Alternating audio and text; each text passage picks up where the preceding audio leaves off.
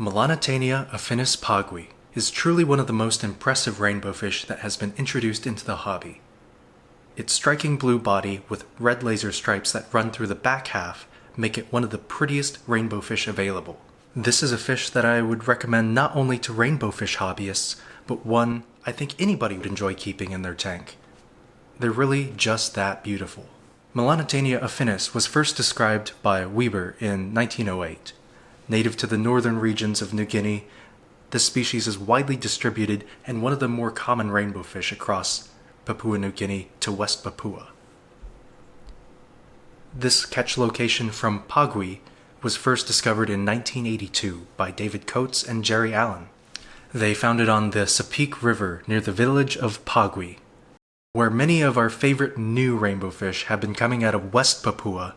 The village of Pagwi is situated on the eastern side of the island, in Papua New Guinea. With many of the classics coming from this eastern side of the island, I'm sure there are plenty of undiscovered beauties like Pagwi waiting to be discovered. There appears to be a few lines of Pagwi that have been maintained in the hobby after first being brought back to Australia. The US line apparently relates to individuals who imported them into Canada from Australia, where then a notable hobbyist named Mark Nicholson imported them into the US. The ENCFA QLD page describes them visually with an olive greenish upper body and white ventral area. The mid-lateral line is blue and has bright red-orange upper and lower margins on the rear half of its body.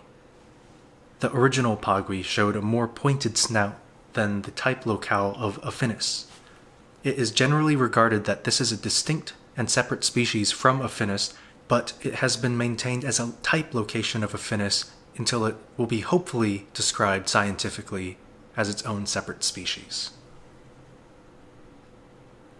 The US line has shown much thicker red lines, like the ones seen in my video, which give them a more striking appearance than the original Pagwi that were collected, in my opinion.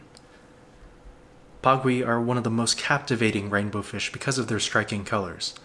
Unlike many rainbow fish that only color up for a couple hours of the day, Pagwi are colored up all day long.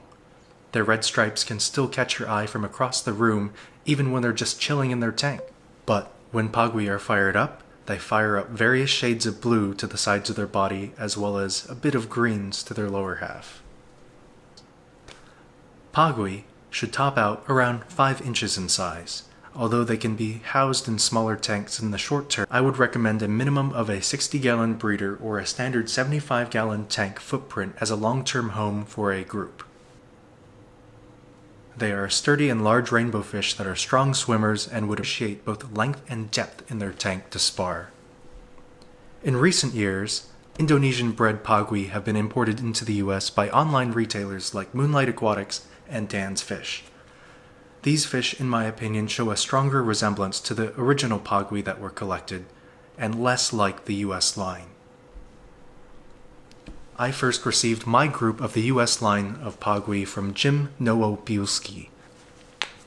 Jim has been a notable hobbyist who has maintained some classic lines of rainbow fish for decades. The group of Pagwi he sent me showed great color overall, but the red lines were not as thick as some of the other examples I had seen in the US. Shortly after, I also received some eggs of Pagwi from another well-known killifish and rainbow fish breeder named Rob McAllister. I grew out these fry alongside some of the ones that I was breeding from Jim's line. Since they are a fast-growing rainbow fish, you can begin to breed juveniles around 4 to 6 months, although viability will improve as they mature. Later, I colony bred these juveniles all together to attempt to diversify genetics. Lastly, I received some show-stopping individuals from Anne and Jimmy Walker. They had also made this line available for broodstock at Imperial Tropicals, where it has now been made available to the public. I once again sought to cross genetics to increasingly diversify their genetic pool. I later found out that the Pagwi I received from the 3 breeders all trace back to Mark Nicholson. The fish I was breeding to each other were possibly cousins with just a couple generations removed.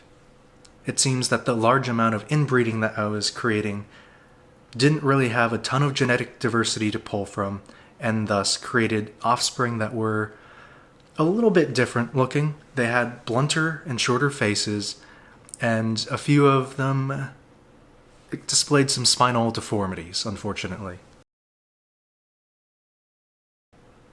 I am under the belief that crossing the Indonesian bred line with the US line will result in a much stronger fish genetically.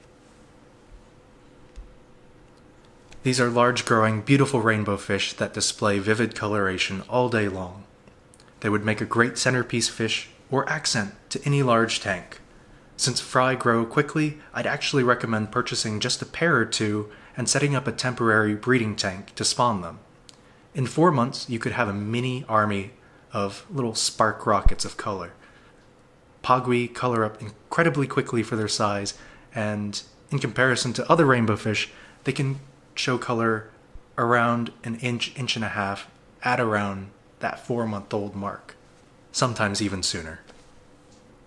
If you would like to learn more about rainbow fish breeding, I would actually suggest joining the Rainbowfish Live Facebook group, where many breeders share their insights and techniques. I hope you enjoyed the video. Although I don't currently keep this species, I think it is a must-have for any rainbow fish connoisseur or collector. Pagwi is a species that surely won't disappoint, but be aware that there are more than one source of Pagwi now. If you'd like to see more of my rainbow fish photography, you can follow me at Hoon Aquatics on Instagram. Thanks for watching.